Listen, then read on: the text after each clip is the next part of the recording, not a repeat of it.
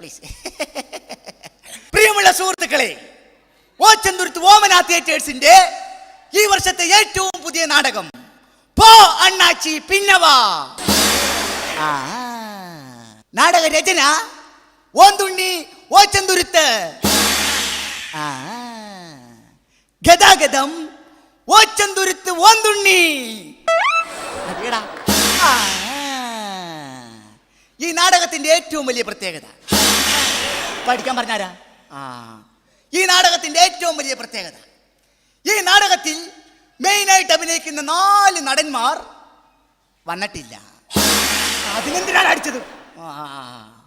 പകരം നാടകം എന്തെന്ന് പോലും അറിയാൻ പാടില്ലാത്ത, ജീവിതത്തിൽ നാടകം കണ്ടിട്ടേ ഇല്ലാത്ത ഈ നാട്ടിലെ ചുറുചുറുക്കുള്ള 4 ചെറുപ്പക്കാരെ തപ്പിയെടുത്ത് അത്യാവശ്യം ഡയലോഗുകൾ പറഞ്ഞ് പഠിപ്പിച്ചാണ് ഞാൻ ഈ നാടകം ഇവിടെ അവതരിപ്പിക്കുന്നത്.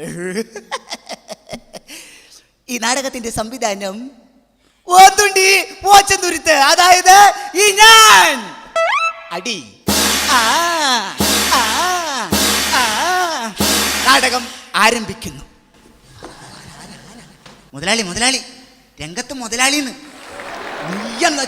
നീ എന്നെ ചുമന്നോടുപ്പ് തള്ളി വിടറാണ് ഇങ്ങോട്ട്. ഇങ്ങോട്ട് വരില്ല, അങ്ങോട്ട് പോ അങ്ങോട്ട്. മൈക്കിലേക്ക് വരാൻ. നാടകം പൊളിക്കല്ലേ? ഇവനൊക്കെ നാടകവും പൊളിക്കും. ഇങ്ങോട്ട് വാ. ഡയലോഗ് ഓർമ്മയിട്ടില്ല, ഒന്നും തെറ്റിക്കരുതിട്ടാ. നേരെ നിക്ക്. ചിരിക്കുന്നു. അയ്യോ, പഴം പുഴുങ്ങിയ ചിരി ഇരിക്കാനല്ല പറഞ്ഞ, പിന്നെ അട്ടഹസിക്കുന്നു. എന്താ അട്ട? ആട്ടല്ലെന്ന്, പിന്നെ അട്ടഹസിക്കാൻ. എങ്ങനെയത്? അടിപൊളി. അത് ഇവിടെ പറഞ്ഞാന്ന്. ഉലാത്തുന്നു. ഉലാത്താൻ എങ്ങനെയത്? എടാ നടക്കാൻ. അത് പറഞ്ഞ പോരെ. കുലാത്തുന്നു. നടക്ക്. അങ്ങോട്ട്. സ്റ്റില്ല്. എന്റെ ഈ പുള്ളിയുടെ ഓരണം. എടാ ഫോട്ടോ എടുക്കണ കാര്യമല്ല, സ്റ്റില്ല്. അനങ്ങാതെ നിക്ക്. മകള് വരുന്നു. മകള് ഞാനാണ്. എല്ലാം നീയാണ്. മകള് വാടാ പോടാ. നീ അച്ഛനാണ്. അച്ഛനൊക്കെ മോളാണ്. പെണ്ണ് വരുന്ന പെണ്ണ് തള്ളി വിടറാവൻ ഇങ്ങോട്ട്. പോടാ. ഉത്തരിച്ചിട്ട് ബാബാ വേമ്പാ. ഡയലോഗ്. രക്ഷിക്കണം മുതലാളി, രക്ഷിക്കണം. 3 വട്ടം രക്ഷിക്കണം മുതലാളി. പെണ്ണുമ്പിള്ള അതല്ല പറഞ്ഞ 3 പ്രാവശ്യം പറയാൻ. രക്ഷിക്കണം മുതലാളി, രക്ഷിക്കണം. രക്ഷിക്കണം മുതലാളി, രക്ഷിക്കണം. രക്ഷിക്കണം മുതലാളി, രക്ഷിക്കണം. 3. മുതലാളിയുടെ മുഖത്ത് പുച്ഛം. മുതലാളിയുടെ മുഖത്ത് എന്നാണ് പുച്ഛം? എങ്ങനെയത്? 3 കൊല്ലം മുമ്പ് ഇവിടെ ജോലിക്ക് നിന്ന ഞാൻ. 3 വർഷമായി ഞാൻ ഇവിടെ ജോലി നോക്കുന്നു. ഇപ്പോൾ ഞാൻ 6 മാസം ഗർഭിണിയാണ്. എന്റെ വയറ്റിൽ വളരുന്ന രാജുമോൻ എപ്പോഴും എന്നോട് ചോദിക്കും എന്റെ അച്ഛൻ ആരാണെന്ന്. അപ്പോൾ ഞാൻ പറയും, നീ മാറി നിൽക്കുന്ന മുതലാളിയാണെന്ന്. ഇല്ലാത്ത ഗർഭത്തിന്റെ പേര് പറഞ്ഞ്. എടാ ഒന്ന് ആവേശത്തിൽ പറയടാ. ഇല്ലാത്ത ഗർഭത്തിന്റെ പേര് പറഞ്ഞ്. മുദ്രാവാക്യം വേണ്ട, പയ്യെ പറഞ്ഞാൽ മതി. ഇല്ലാത്ത ഗർഭത്തിന്റെ പേര് പറഞ്ഞ് മാന്യന്മാരെ ആക്ഷേപിക്കാൻ നോക്കുന്നത്. കക്ഷത്തിന്റെ അക്ഷരം മാറ്റാൻ പറ്റുമോ? അങ്ങനെയല്ലേ എഴുതി വെച്ചേക്കണം. മാറ്റണം. മാന്യന്മാരെ ആ പറഞ്ഞതുപോലെ ആക്കാൻ ശ്രമിക്കുന്നത്. നിനക്കൊരു ഫാഷൻ അല്ലേടി.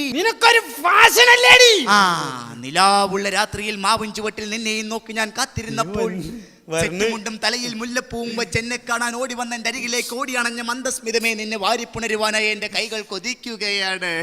എല്ലാവരും നോക്കണ്ടോ? ആര്? ചേച്ചിയൊക്കെ നോക്കണം. മുതലാളി മാത്രം നിന്നാ മതി. അച്ഛൻ വരുന്നു. ഞാനാണോ? എല്ലാം നീയാണോ പണ്ടാരങ്ങനെ? അച്ഛൻ ഇങ്ങോട്ട് വാട. വേമ്പാ. എന്റെ ഷർട്ട് ഇട്ടുണ്ട് തന്നെ.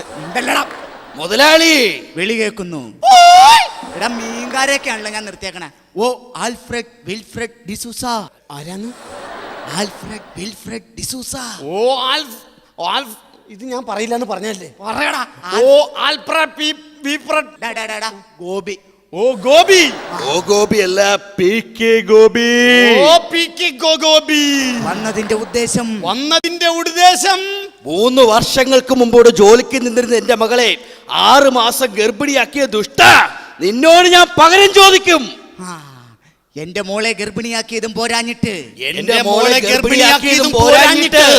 ഒരാൾ പറയടാ. എന്റെ മോളെ ഗർഭിണിയാക്കിയതും പോരാഞ്ഞിട്ട് ഒരാൾ പറയാ. ഞാൻ പറഞ്ഞോളാം. എന്റെ മോളെ ഗർഭിണിയാക്കിയതും പോരാഞ്ഞിട്ട് അട്ടഹസിക്കുന്നോടാ ദുഷ്ട.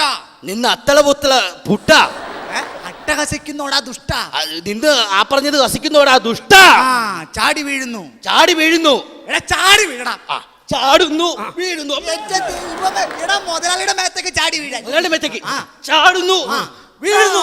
കഴുത്തിന് കുത്തിപ്പിടിക്കുന്നു. അമ്മേ എന്റെ ദൈവമേ, നിന്റെ അല്ല, മുതലാളിയുടെ കഴുത്തിന് കുത്തിപ്പിടിക്കണം. അയ്യോ മുതലാളി തോക്ക്. ഞാൻ തോക്കൂല, ഇവൻ തോക്കട്ടെ. എടാ തോക്കെടുക്കാൻ. അയ്യോ തോക്കെടുത്തിട്ടില്ല. ഇവന്മാര് നാടകം പൊളിക്കുള്ളൂ. അവിടെ നിന്ന് ഞാൻ കൊണ്ടുതരാം. അവിടെ നിൽക്ക്, ഞാൻ കൊണ്ടുതരാം. ഞാൻ കൊണ്ടുതരാം. ആൾക്കാര് കാണാതെ ഞാൻ കൊണ്ട് തന്നോളാം. ആൾക്കാര് കാണാതെ തോക്ക് ഞാൻ കൊണ്ട് തന്നോളാം. ആൾക്കാര് കാണാതെ തോക്ക് ഞാൻ കൊണ്ട് തന്നോളാന്ന്.